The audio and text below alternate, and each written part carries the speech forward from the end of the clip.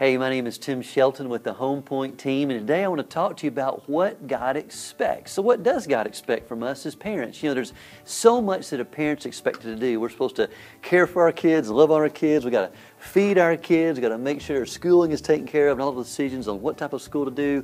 School projects keep us up late at night. Then there's athletics of running here, running there. You know, do we play competitive ball? Don't we? Huge decisions, clothing and what we can afford versus what they want, and then just taking care of them financially.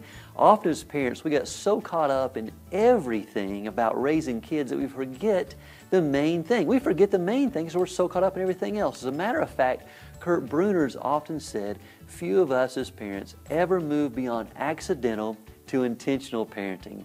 What's the main reason we do that? It's because we are so busy. As a matter of fact, some have often said we are the busiest and most distracted during the key window of time to pass our faith on to our children. So with that being said, back to what does God expect? Well, with all the things that compete for our time, when we get weary in our parenting, when we realize that we've got a limited amount of time to do all that's required of us to do, we've got to ask that question, what's the main thing that God wants us to do? Well, I believe the answer to that question is found in Deuteronomy chapter 6, and it reads like this. You shall love the Lord your God with all your heart, with all your soul, and with all your might.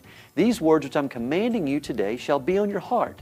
You shall impress them on your children, and you shall talk of them when you sit in your house, when you walk by the way, and when you lie down, and when you rise up. This is the main thing that God expects of us. We're to impress upon our children the commands of God. Impress means to teach diligently. So the main thing God expects, we're to teach our children the commands of God. And you'd say, but Tim, when would I do that? If you knew how busy we were, you would understand it's hard to do that. Well, we understand busy, my wife and I do as well. But when is answered in Deuteronomy 6, verse 7. It says this, it's when you sit in your house, and when you walk by the way, and when you lie down, and when you rise up. So essentially, it's all the time when you're around your children. All the time that you're with them, in the morning, at nighttime, when you put them down to bed, on the car ride here and there, but also around the house doing your chores and things you do, preparing dinner and eating dinner together. You say, okay, that kind of takes care of the when, but how? How do I teach God's commands to my child? Well, that's also answered in Deuteronomy chapter 6.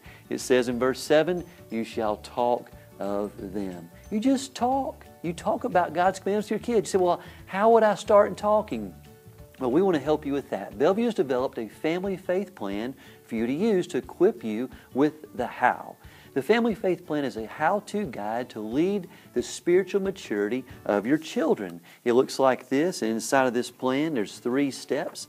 Each step has been laid out for you to understand more. It's Planned Faith Talks is step 1. Guide or Capture God Moments is step 2. And Guide Toward Milestones is step 3. The pamphlet tells a little bit about it, but the web page has a lot more information on there. So we want to encourage you to pick up a Family Faith Plan and begin implementing that in your home even today.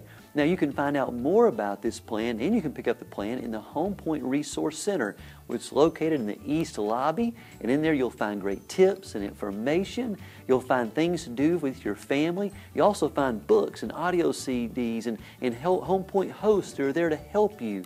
Also, we've added movie reviews for your kids' favorite movies. We even have a place for your kids to go play with Legos while you shop the Home Point Resource Center. So please visit Home Point Resource Center so you can learn how to be strategic, how to have a plan, and be consistent to work that plan in your efforts to build faith at home, again, during this busiest season of life. And we understand that. Hey, thanks for watching. My name is Tim Shelton, and just like you, I'm striving to build faith at home.